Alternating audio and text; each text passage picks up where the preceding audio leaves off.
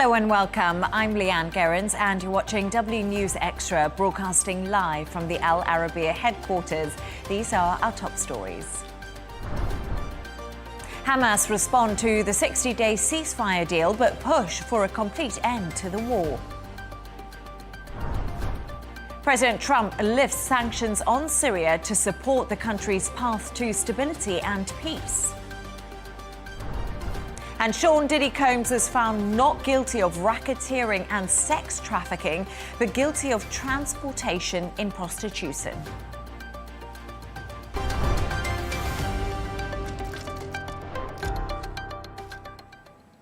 Now, Hamas says it is ready for a ceasefire with Israel, but the war in Gaza must end. Earlier today, President Donald Trump said Israel had agreed to a 60-day pause and urged Hamas to accept the deal.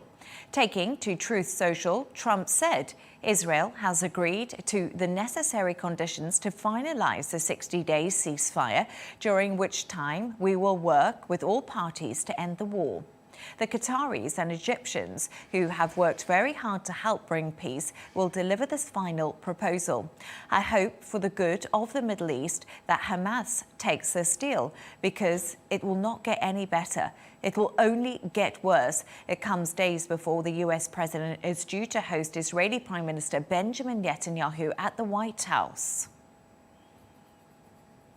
Speaking earlier, the Israeli Prime Minister vowed to see the end of Hamas in Gaza. Take a listen. I'm telling you, there will be no Hamas. There will be no Hamas done. We're not going back to that. It's over. We'll release all our hostages and we will defeat Hamas. To discuss this and all of today's stories, I'm joined by Dubai 92 presenter Jono and correspondent and columnist Gemma White. Jono, let's talk to you a little bit about this 60-day ceasefire. It was announced. There'll be a lot of sides and a lot of things to discuss. There's a lot to be ironed out in this ceasefire agreement for sure. We know that Israel has agreed to 60 days and says that there is one very strict condition that they will not falter on, and that is that Hamas must be dismantled, its military capabilities must be neutralised, and of course the hostages. The hostage situation still is to the fore here, and those Israeli hostages must be released. That is the critical issue that they have emphasised is going to be required in return for this 60-day ceasefire. So it will take a lot of ironing out on both sides of this to figure out what's going to happen first of all, but Hamas have also said what they want to achieve, and I know Gemma will talk about that in a second with regards to what they would like to see happen out of this, but it's an entire end is what's wanted. A complete end to this entire war in Gaza is what would be the ideal scenario here. Now, will Israel completely remove the troops is another question, and again, it's going to require a lot of back and forth during this 60 days. We've seen this in the past before as well. We've seen after 50 days the truce that happened in 2014 and then a ceasefire being loosely called at that stage, which has been very, very fragile. What we'll want this time around is something a bit more solid, something that's got some structure and something that builds Gaza for the future and actually gives the people of Gaza something to look forward to and something to build upon. I think what we can see from a 60-day ceasefire at the very least, and you would hope, is an influx of aid, which is the most important thing we need to achieve right now. Now, be that through the GHF or the UN, whoever is responsible and going to be on ground at that time, that is going to be the first thing. We heard stories yesterday of baby formula not getting through, and we're at a critical breaking point for the thousands of people in Gaza who are in urgent need of aid. And the difficult thing is if the GHF is the point that they use for aid distribution, there's only 4 points throughout Gaza, and so much aid needs to get to millions of people.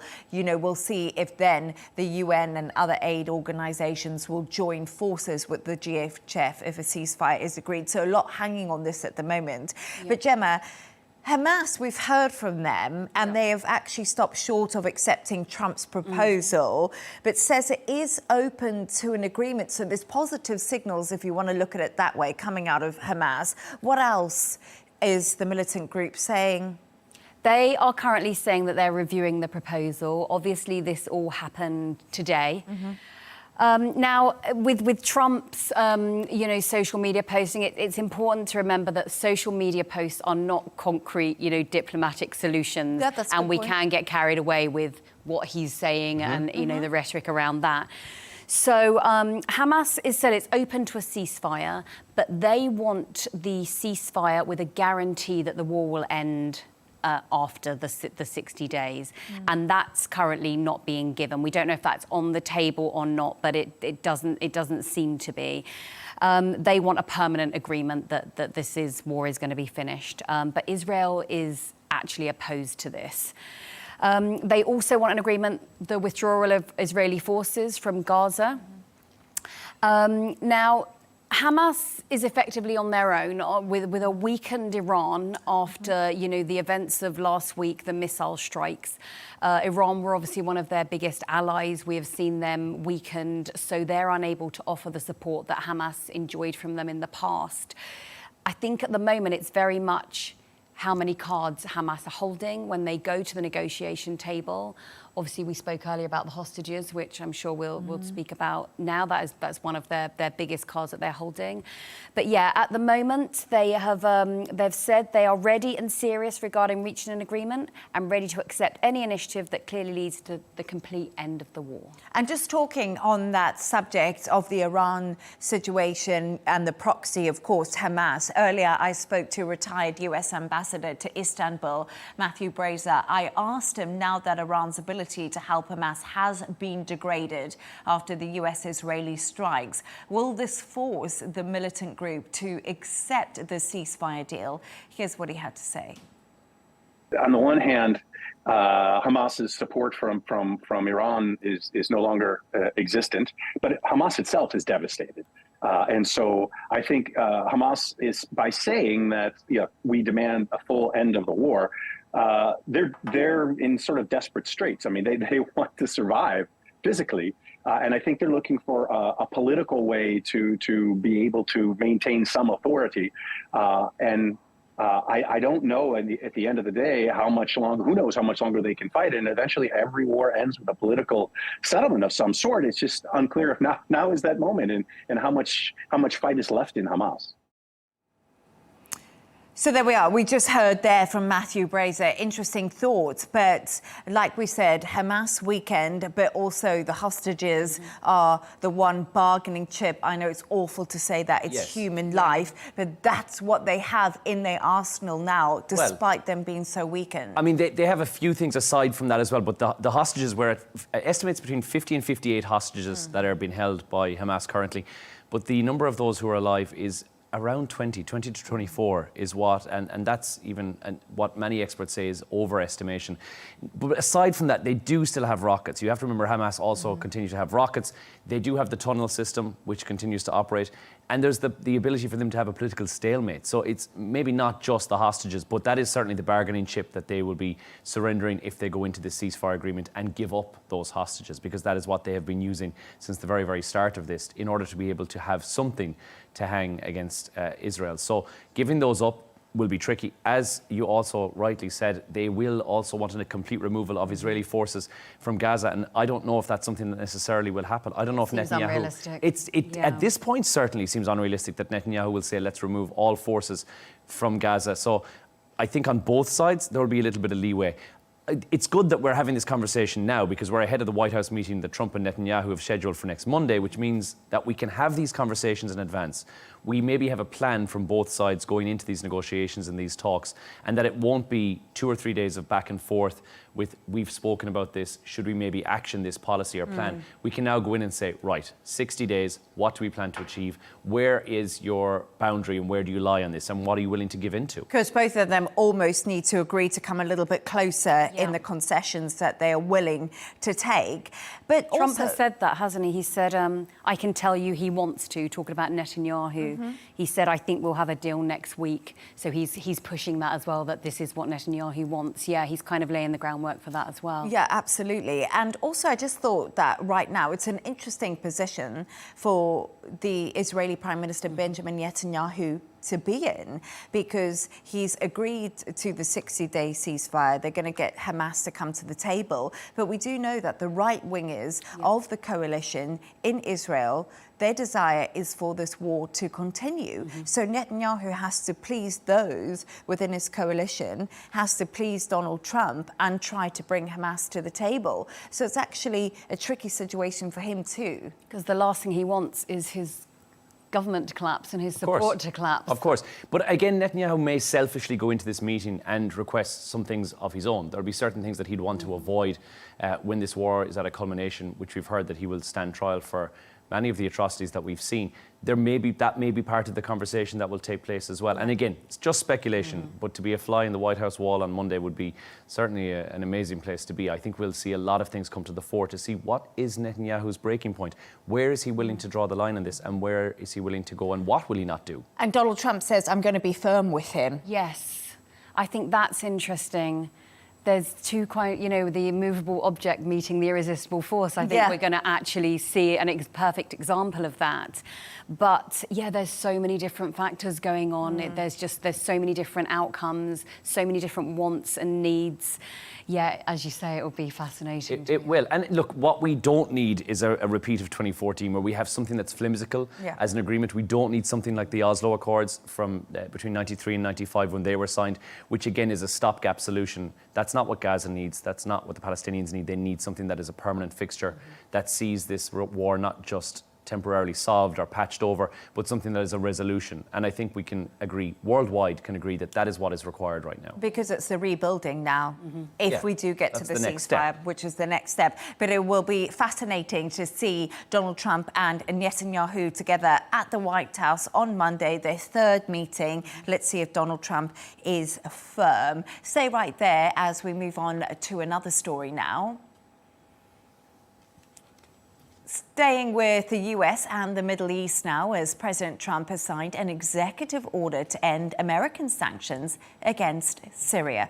The White House says this will support Syria's path to stability and also peace. The US had imposed the sanctions during the Assad government's rule, which was overthrown in December. Trump promised to lift the sanctions back in May when he met with the country's new president, Ahmed al-Sharaa, in Riyadh. Earlier, I spoke to Qutayba Edihab, director of the America's Syrian Ministry for Foreign Affairs. Here's what he had to say. U.S. sanctions have been in place for a while now on Syria, on the Assad regime, because of the Assad regime's foreign policy, whether in the region or abroad, because of its support for terrorism, and because of its efforts to destabilize the region. And because of that, we have seen over and over how the Syrian people were the first one to actually suffer as a result, because of those policies of the Assad regime, especially in the last 14 years. The historic a step by President Trump 2 days ago really signifies the future that is coming for the Syrian people. For the first time, Syria could actually be free of sanctions. As President Trump outlined in his decision, this is not only about removing executive orders that impose sanction regimes on Syria, but the U.S. administration will also be looking at designations of Syria, of certain Syrian officials to be removed down the line. So this will definitely draw a lot of investment from Syrians in the diaspora, from American companies, from American tech who are actually looking forward to engage in the Syrian markets after devastating 14 years of war and over 50 years of dictatorship. So possibly could put Syria back on the global stage. But the wide-ranging executive order signed by Donald Trump has also asked the Secretary of State, Marco Rubio, to review HTS's designation as a terrorist organization. Do you think this is a risky move to do this? I think it's a necessary step to really respond to the positive developments that the Syrian government has been leading for the last 6 months. Not only the Syrian government has provided a new face for Syria that is based on cooperation, that is based on connecting with the region and with countries abroad, that is based on ensuring that Syria does not constitute a threat or that there are no threats emerging from Syria against anyone in the region. But also the Syrian government has been now the main partner to counter ISIS and to continue to push Iran out of Syria for the last 6 months. So this delisting, if and when it happens, it will be a reflection of this increasing partnership between the United States and the new Syrian government, and is certainly required, because without the delisting, it would be really hard for American government, but also American businesses, to engage meaningfully and fully with different branches of the Syrian government. So I think there is an understanding in Washington by the Trump administration of the need to really support this government, of the need to ensure stability for the time to come, and to really work hand in hand with the new Syrian government on all issues on the table.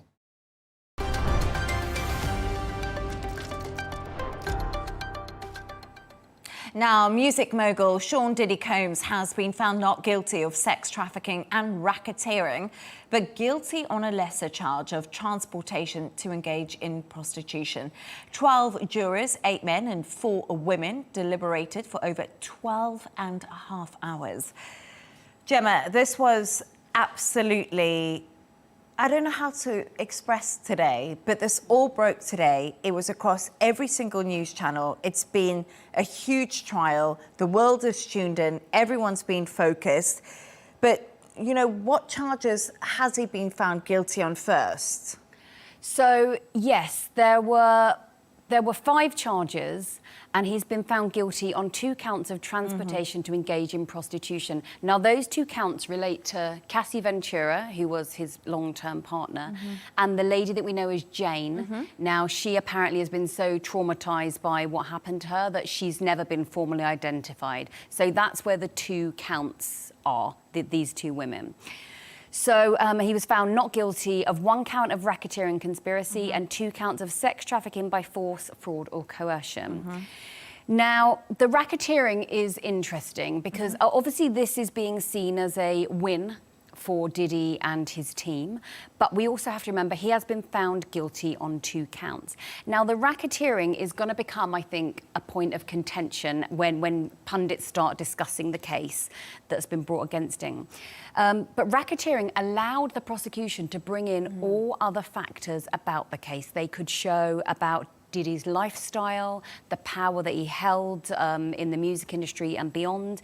They could bring in his anger issues. They could bring in a lot of evidence that they hoped would then, you know, go towards the guilty verdicts. Now, with regards to sentencing, each of the counts carries a maximum of 10 years. So there's a maximum of 20 years on the table here. If he'd been convicted of the others, he could have faced up to life in prison. He's 55 years old, so that would have been, you know, him kind of done.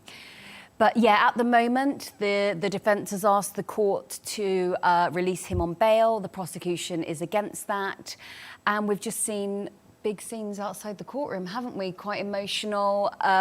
Different factions of his fans as well, you know, not almost coming to blows, but emotions are very high. Yeah, absolutely. And I did speak to a lawyer a little bit earlier, and he was really interesting because he's saying there's been big fights outside of court because Diddy has been so divisive. We can't forget this. He was one of the biggest entertainers. You know, He's been a music mogul. He set a lot out for rap music. You know, he's had a very prominent career. So some people saw the videos of Cassie Ventura, him beating her in the lobby. And then other people see him as a rapper and a mogul and someone that they've grown up with. So it's been very emotional.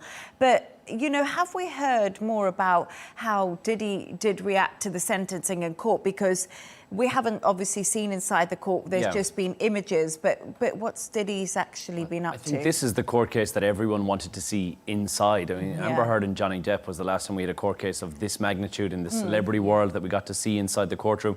But this one, we're basing it on diagrams. Now, we know that from witnesses who were in the court that he pumped his fist and mouthed thank you to the jury. His family and lawyers looked on as well. Now, his lawyers have requested a bail, so $1 million is the bond, and says, well, look, there's a partial acquittal here. which technically is true, there is. Prosecutors said no, that he might be a flight risk and he could leave the country. He has the means to do that. So publicly, no, he has not commented just yet. That brief acknowledgement in court is all that we've currently seen, and now they're proactively pursuing bail in Miami, which we'll find out about in due course ahead of sentencing, which has been set for May of 2026. So that's quite a stint before we'll see him appear in court for the sentencing. And as you said, up to 20 years is what the cases are. Now, that is to say that that's the current cases that are in there. There may be more cases that are down the line, which again, until proven guilty, we'll assume innocence on those cases as well. But this is a crossroads for the artists now. And we've seen this with many artists in the past before, where their incarceration or even their conviction of a crime can in fact catapult their career into something that was unexpected. We saw this similarly with Tupac, who was in prison when he released his album in, I think it was 1993. I think he released an album while he was still in prison at the time. So we've seen this before, where it can catapult a celebrity and give them this status that they didn't have before they served a period of incarceration. And interesting, that's what the lawyer said to me. The lawyer I spoke to earlier, I actually said to him, in the court of public opinion, where does this leave Diddy? Because that's the big question. We've seen this window into his life and it's been somewhat dark. It's been somewhat disturbing. No one can deny that. So isn't it the court of public opinion? But like you said, you know, well, he could bring out a new album. He's a bad boy rapper now. Like we could see that completely change. Being a bad boy has always been part, I mean, his record label is called Bad Boy Records. Yes, this has always been part of his persona. And he was named in relation to the Tupac shootings. So he's been around for a very long time. He has got probably a lot of information on a lot of people. And we saw with Chris Brown, who was with Rihanna and he assaulted her. His career has come back. His fans never seem to abandon him. So yeah, irrespective of what happens legally, people are still going to buy his albums. And as we've seen outside the court, they are still going to support him, irrespective of what the law finds. But it's quite interesting because, you know, it's interesting when we look at this because everyone said it was a real surprise that Diddy was just, you know, got 2 charges out of the 5 that were guilty. And a lot of that is because of the success rate of the Southern District of New York Court. The success rate for the prosecutors is normally 93%. So they normally don't take a case to court unless they think they've got a really good chance of it being a complete success. But I think once again it just proves how difficult it is to prove beyond reasonable doubt. And that's it. And that's it, right? And we know that there was a situation by the jury where they couldn't reach a full verdict on that, and they were almost forced into a corner where the minority had to sway their opinion to side with the majority. So we know that that was the case to find a unanimous verdict. And that was going on. And 12 hours deliberation is not that long. On a case that went on for 7 weeks, 12 hours is quite a quick turnaround. We don't know exactly what the transcript of the court case was. We'll have to wait for the Netflix TV show that inevitably is on the way because this has caught the attention of the public. And all the books that the jurors write. Every single one of those jurors will inevitably write and go on interview and public record to discuss. We need to know what was in there, what was said in that case. Because we've heard the speculation, we've heard the public rumours, because until they've been brought in front of a court, they are rumours of what we've heard has happened. But what was the real story? What actually came to the fore in front of the jury is the big question. And this could make or break. The PR machine that is behind P. Diddy now has to work overtime and spin this because there is almost 12 months of appeals and legal challenges and negotiations that could narrow this down ever so slightly and also have a leniency clause in there that he may not serve anything close to the 20 years which he could face for these crimes and be out in a number of years on these charges alone, pending further charges coming towards who knows. I think the post-trial, the crisis management will probably be studied in public relations for years to come. It's going to be an absolute study in crisis management for an A-list celebrity. But as you said, there's civil lawsuits to come. This isn't the end of it. This isn't going away now. But civil lawsuits won't necessarily be as detrimental. It won't give you prison time, but it could dent him financially. And it keeps it going, doesn't it? Keeps it going, keeps it in the public sphere and keeps it in the public but arena. I think the public are so, and we're obsessed with stories like this, regardless of what had P. Diddy been in response to a very, very serious charge or something that was a heinous crime of a murder or GBH, we would still be obsessed with this. And we've seen this previously with murderers, with mass murderers, with serial killers. The public obsession with somebody who is perceived to be that bad boy, so to speak, it's daunting to see that. And we know the support from outside the courtroom has shown just that.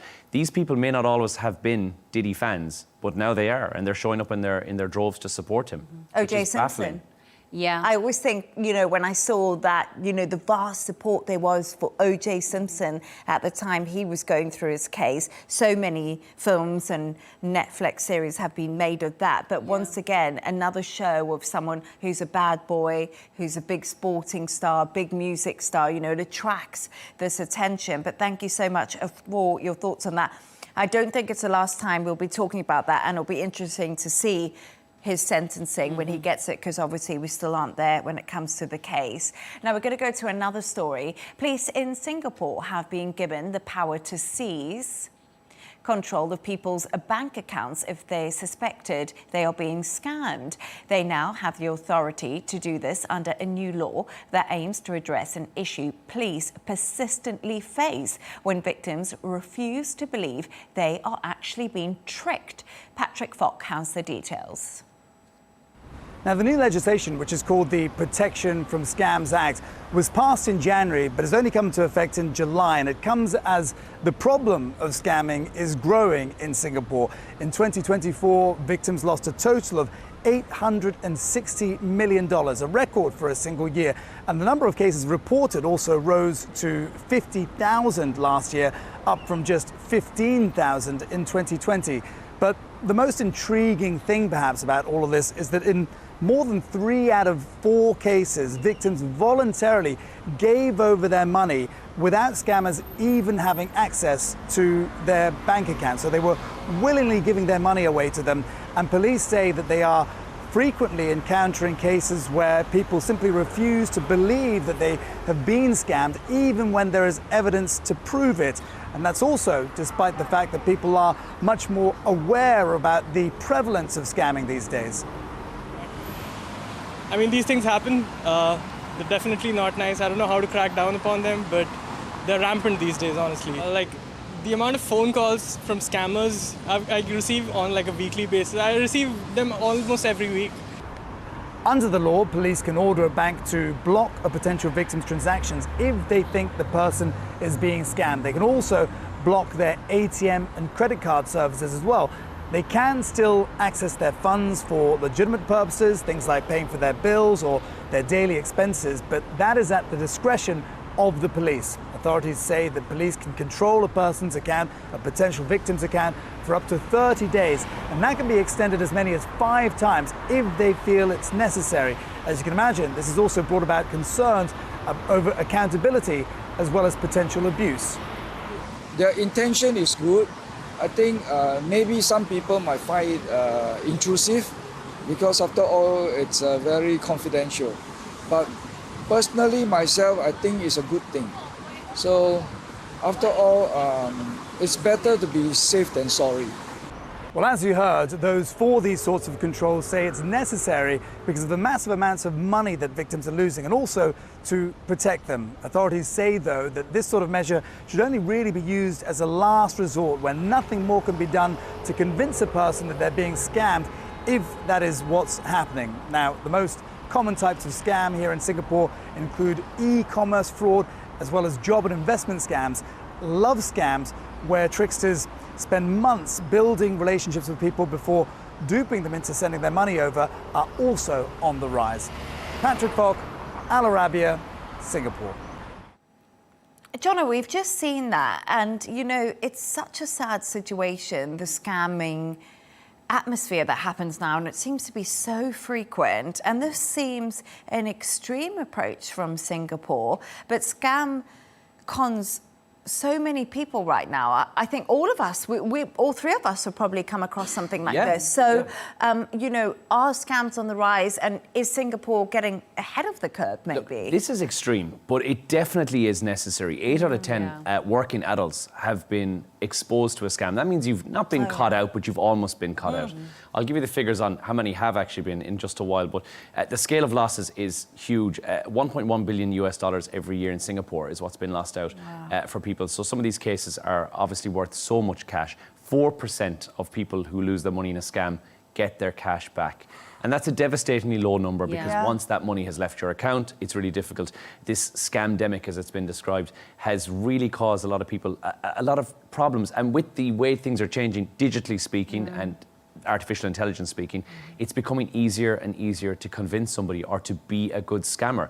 And I think there are built-in safeguards with the Singaporean rules that have come into place. That's things like time limits, prior warnings, essential expenses are still accessible. There are various different things that are in there which make this, although it seems extreme, as I say, necessary but extreme, it makes it more realistic for people who are found guilty of this.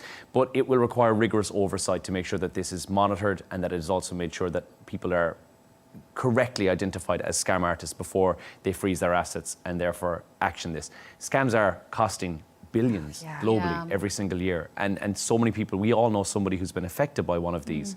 Financially or information-wise or otherwise, it's a concern. So I think something had to be done. And I'm glad to see one government has said, enough is enough. We're going to do this until we can prove that you are or are not a scam artist. It's absolutely frightening, isn't it? Because it's not just the money, is it? You feel violated and you feel ashamed and you feel embarrassed, and that's what stops people from coming forward. So it's not just the money, it's the, you know, the mental toll as well, and the emotional toll, Absolutely. And, you know, we see this when it comes to the romance scams, and, you know, that's becoming more popular because there's now artificial intelligence.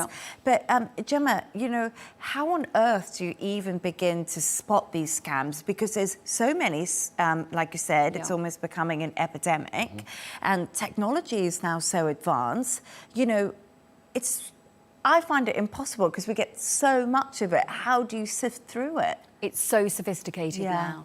And the fact is that as soon as the authorities issue warnings or guidance, the scammers have moved on. Like they are constantly one step, well, 2-3 steps ahead.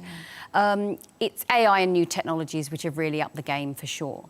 So with ChatGPT, scammers are creating better scripts, and you can really hone it down so you can you can create more natural scripts. So you start with that, and then you're feeding the script into an AI-powered text-to-voice tool, which now very realistic. You know, before it would perhaps sound a bit robotic, and there would be pauses where one wouldn't naturally pause, but now it would just be talking the way we're talking right now. Absolutely. So you've created that. Then you've got your AI social media bots. So as well before, like perhaps if you were being scammed, you might go online and look up reviews. You know, you'd be like, oh, okay, are there any reviews around this? But the scammers have already created all the good reviews, and they've created the social media side of things. So even if you're trying to check up on something, they're already ahead of you. They've already done the work. They've laid the groundwork for that. The bots can be chatting with you, chatting normally, like in a very natural way. And we're very far removed now from the prince who emails you and needs your help getting money out of his country, you know, with all the spelling mistakes and the grammatical errors and everything spelled wrong. Now, phishing emails are very sophisticated. They're written as if, you know, I had emailed you.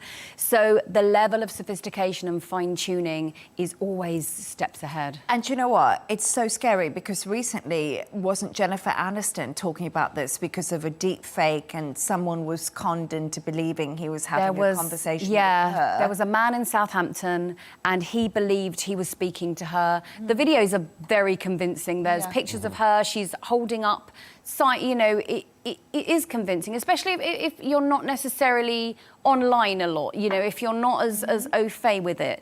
And he gave her £200 of, it was Apple gift cards. He can't get that back. But yeah, I think the level of sophistication, and even if, you know, people who use the internet a lot and are quite savvy, it can just take you by surprise. I agree with that. And I think it's a concern, obviously, for every age, because previously this would have been a concern for the older demographic. Yeah. And I think it's less that now. And for AI to be able to do a pretty decent version of your voice. Certainly for somebody who works in an industry whereby you may be posting on social media quite a lot, just your stories, it requires just 3 minutes of your voice to be able to form an AI version of you that is pretty convincing and pretty believable. That version can then be used to make phone calls to friends or family members because they can already get access to your contact details in there. And there's a grandparent scam, which is where basically they'd reach out to your family and say that you're on a new phone, this is your child, and I need money for whatever. But they'll be using your voice to have that telephone conversation with a parent or a loved one, and that is a terrifying place to be in. It's so scary, and that happened to my mother. You know, she sort of got scammed with my name, and like you said, you know, my mother was terrified, and thank God called me before any money had changed hands. But, you know, it's easy to get caught out in things like this. But also the sad reality of all of this, if we look at the other side, yes, people are being scammed, but it's also people who are doing this scamming. You know, Interpol has saying that its human trafficking fueled scam centres have been expanding their global footprint. And as of March 2025, victims from 66 countries were trafficked into online scam centres with no continent left untouched. So this is from Interpol, and a lot of that is in places like Myanmar, Southeast Asia, according to the analysis.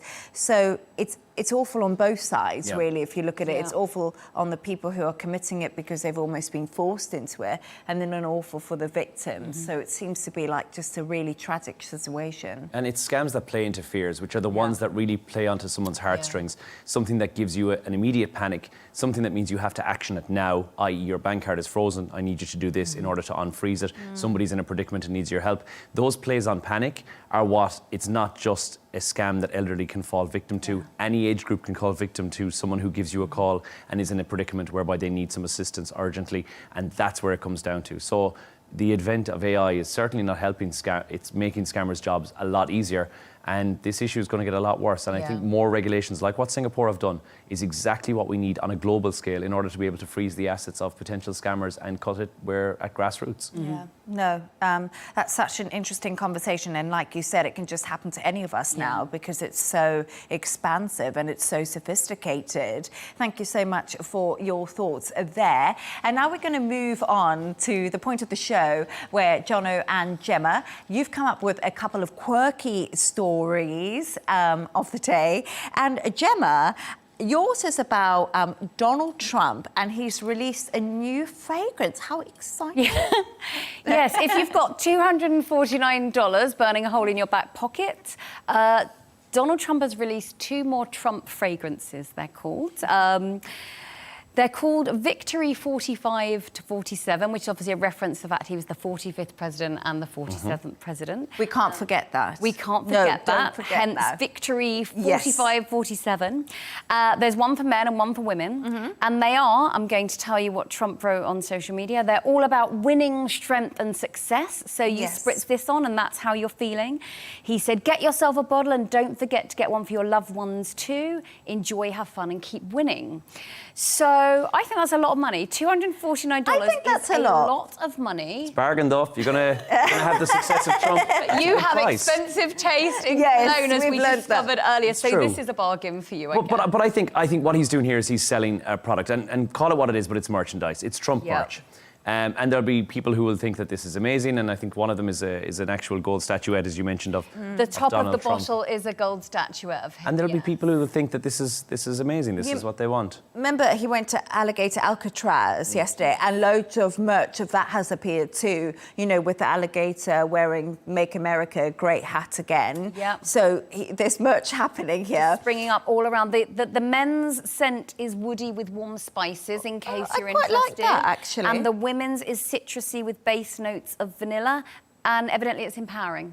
Well, because it's not him he's not selling it directly. So although yes, his name is on it and his brand is on it, it's CIC who are the company behind that. They're CIC Ventures, which is Trump Corp at the end of the day. So the money for it, and I think you know where the money goes for, but it's not presidential money. Just to be clear, it's 2 separate entities, right? It goes into a trust, which is controlled by his son, Donald Trump Jr. So we have to presume that somewhere along the line it's going to perhaps make its way back into his pocket. Maybe it's inheritance in the trust. Yes, for the kids. Could be. But we're going to just move on because 249. I just want to say that dollars. I think that's quite expensive for a perfume. I do like the gold bottle of the Trump statue, but it's a bit of a lot of money. I don't know. Anyway, Jono, yours is about something completely different. It's about a DNA project. Tell us a little bit more. So this is a company from the UK called the Synthetic Human Genome, or SynthHG project, and they've decided that they would like to create designer babies. Well, loosely, that is what they've said. They've taken the first step towards being able to craft the entire human genome in a laboratory, which is a huge step forward for genetics, but does raise a couple of different ethical issues. They have done this with things like E. coli and testing it on bacteria and germ-resistant crops as well, which is an impressive feat to move forward. But human DNA, far more complex, but also there's an ethical debate that has to go on behind the scenes here, where you wonder, will it lead to parents selecting which traits they would like to switch on and off in their parents, i.e. in their kids, i.e. would you like them to have X, Y eye colour, what colour would you like them to have their hair to be? And it's led, experts say that this will be at some stage the process where if you have enough money, you can have a designer baby, where you have picked every single trait, including how predisposed they are to be perhaps interested in the field of medicine or interested in a career that was similar to your own. On the flip side of this, there's also genetic diseases, things like cardiovascular disease, if that is prevalent in your family, pancreatic cancers, which are, again, we know hereditary. If they're prevalent in your family, you can switch that gene off. So there's two sides to it. There's taking it to the extreme, or there's a side where you could obviously see the benefit to it.